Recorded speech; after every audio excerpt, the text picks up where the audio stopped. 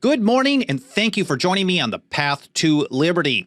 This is the Fast Friday edition of the show for November 1st, 2019. Now, not too long ago, it sure seemed to me that almost everything I heard from conservatives and Republicans was about Obamacare. How awful Obamacare is, how unconstitutional Obamacare is, how much Obamacare needed to be eliminated, and how they were absolutely going to get rid of Obamacare. And guess what? Here we are. Obamacare is still awful. It's still unconstitutional, but yet it still exists. So today in this episode, I want to share with you what I see as the top 5 ways to absolutely and utterly fail at getting rid of Obamacare. First of all, my name is Michael Bolden. We broadcast live every Monday, Wednesday, and Friday at 9:30 a.m. Pacific time from here in my home office and studio in downtown Los Angeles for the 10th Amendment Center. We have a video version plus an audio-only podcast edition. I'm grateful for all the reviews and the feedback and the comments that we've seen on all of those. You can find all of our archives, all the ways to follow the show, all of our social media channels, the ways to subscribe like email, and to support us through our membership program for as little as $2 a month. Thank you for those of you who are pitching in. It helps a ton. Find all that information over at 10thamendmentcenter.com/path to liberty, all spelled out. Again, 10thamendmentcenter.com/path to liberty. But I'm going to keep all that marketing and all that intro stuff a little bit shorter because this is the Fast Friday edition of the show, and I've got a promise to keep it relatively short so we can all go and enjoy the weekend. Let's see if I can get this done in about 10 to 15 minutes. I should point out that the article that I'm going to primarily reference in this episode is one that I actually wrote back in September of 2012, my top 5 reasons or top 5 ways to fail at getting rid of Obamacare. And at the time, it was mostly a warning. Almost everything that I was hearing from the right about what had to be done to get rid of Obamacare, to me, sounded like a recipe for disaster, a way to ensure that it was never going to be eliminated and that over a period of years, people would get tired of working to stop it, and then you'd have Obamacare forever. Now, here we are 7 years later, a little bit more than that now, because it was September of 2012. And maybe someone will say, Bolden, you were pretty prophetic in that. But I would disagree. I don't think it was prophecy in any way. It was literally that I was just looking at the history of how people approach things, understanding what James Madison told us would be an effective way to stop the federal government, and recognizing, just being logical, that none of these things, these major ways of getting rid of Obamacare, were going to work. And it was just pure logic. So let's get to it and go through the top 5. I'm going to do a countdown version so it's a little bit more fun. Well, that's how I wrote it back then. So let's see what we can do here. First of all, number 5, wait for Obamacare to collapse under its own weight. And here from the article, some people are under the belief that the amount that Obamacare will cost will result in a failure of the program. Some even believe it could collapse the entire economic system. So instead of taking an active role in pushing to end it, they're spending their own time doing personal preparation. Some sit, wait, and do nothing. Others buy storable food, ammo, and other things that would be needed under such economic chaos. I don't actually argue against. I think it's a very good idea to do some preparation thing, but that is not a strategy to get rid of Obamacare at all. Here, for example, this was quoted from the Wall Street Journal. It was a guy named Holman Jenkins Jr. I think he's still on the editorial board to this day, so a pretty well-known guy in conservative circles. He put it this way: I am opposed to Obamacare, but I cannot wait for it to be implemented. The Achilles heel of the Obama healthcare tax scheme is that people will just wait until they are sick to sign up for insurance. As a result, billions will be removed from the insurance pool. The faster the plan is put into place, the faster this flaw will become apparent, and the faster this Ponzi scheme will be repealed. Sorry, Mr. Jenkins, you were not even close on that one. And I went a little further in the article. I said, yes, Obamacare is certainly an economic monstrosity, but waiting for it to fall under its own weight won't help, even when taking responsible steps for your own emergency preparation. And guess what? Tomorrow never comes. Fact of the matter is that Obamacare can collapse under its own weight. The economics of it are horrible, but it does take some non-compliance on both the state, local, and probably individual level as well. Number 4, eliminate it by executive order. Now, this is not one that I heard real often, but I did from time to time. I think most famously it was Rick Perry when he was running for president. He said that if he were elected on day 1, he would issue an executive order to eliminate as much of Obamacare as he could. And those are his words.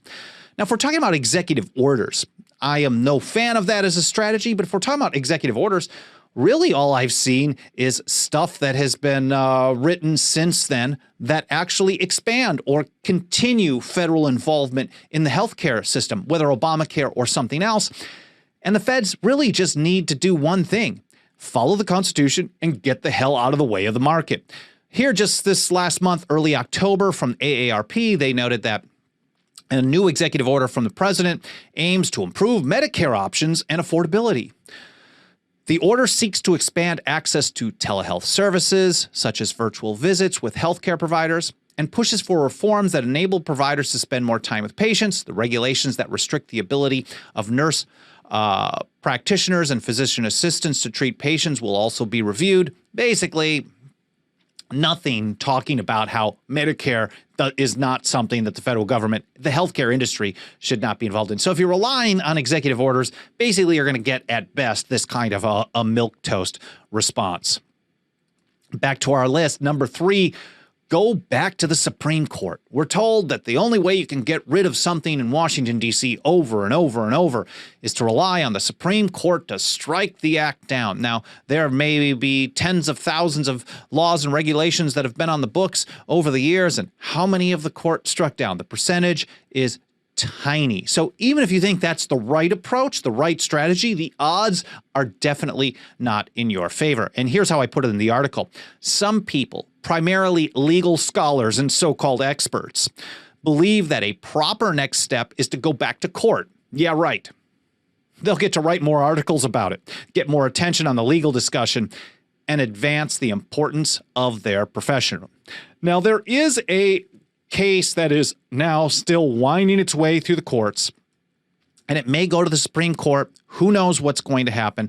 I think if it gets to the Supreme Court, the Supremes are not going to be on the side of the Constitution once again. But if you're interested in learning what's going on, I did an episode back in July. Obamacare is back in court. What's happening and what needs to be done. That will be linked in the show notes so you can keep up to date on what's going on in the court case. Don't rely on it. Don't count on it. But if they do the right thing, that's obviously positive. Now, number 2, to me, this one could easily be number 1, and I think I probably mentioned that in the article as well. But number 2 is vote the bums out. I guess the idea is if you vote the bums out, the new bums that come in are going to say, oh, wow, we're going to have to get rid of all this power that you left for us on a silver platter. Let's start repealing things. And in the article, blowhards like Bill O'Reilly tells us that if Obama goes down, so does the liberal movement in America. He wanted us to believe, and it's always the most important election in our lifetime. And how many of those have we had since then? 2010, because Obamacare was signed early that year, and then we had an election in fall of 2010, 2012, 2014, 2016, 2018, and here we are getting to be to the next one, 2020. That's 7 election cycles since then, and here we go. It is a totally failed strategy. Oh, and here we go. I did highlight this as well. This one, again, from the article, could easily have been made number 1 because it's so idiotic and ignorant. Man, I was not kind in those days. Not only would the current alternative give you much of Obamacare under a different name, maybe this had to have been Mitt Romney, but there's virtually no reason to trust Republicans in general when it comes to eliminating the so-called liberal movement in this country. They have been part of it for a long time. And then I noted that, for example, on healthcare, Republicans gave us the biggest expansion of government-run healthcare in 3 decades when they passed Medicare Part D under George Bush, which is now being further entrenched in the system through the most recent executive order of this year. So Republicans, they had total control of Congress. They had the White House. And what do? They give the world or at least the people here, the largest expansion of government involvement in healthcare in 30 years, since Lyndon Johnson. So Republicans can't be trusted. Voting the bums out hasn't worked, and it should not be expected to work anytime in the future. And that brings us to number one, which I think ties in with number two, and that is repeal and replace. We were already hearing it, and as I was reading through this, it really struck me because I thought this was, I guess I had forgotten that this was a mantra already, repeal and replace. To me, this is just nonsense. The idea, again, is that the government should not be involved in the healthcare industry, period. The Constitution does not delegate to Congress or the executive branch to be dictating any of these choices. This should be a market thing, or if there's going to be some kind of other program that is anti-liberty or something that I don't agree with on a personal level, that's got to be done at a state-by-state level. And again, from the article, I think the phrase says it all. It should say repeal and repeal instead of repeal and replace. Even though I know that federal politicians never follow the rules given to them unless it's politically advantageous, I happen to like the constitutional limitations they currently have and always have. They have. I just added currently. That wasn't in the article.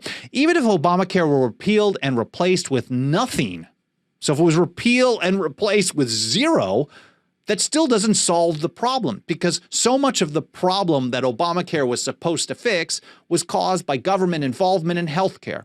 We can look at things like the Great Society from Lyndon Johnson, and then the huge expansion by the Republicans in Medicare Part D. So I think that's an interesting point to consider as well. Even if Obamacare were repealed and replaced with nothing, there would still be huge problems in the system because there is too much government involvement and has been for decades. And the article goes on, there would still be a lot more that needs to be repealed to get even close to the Constitution. So repeal, repeal, repeal, and repeal is really the mantra that we should be talking about. The federal government should not be managing the healthcare industry, period.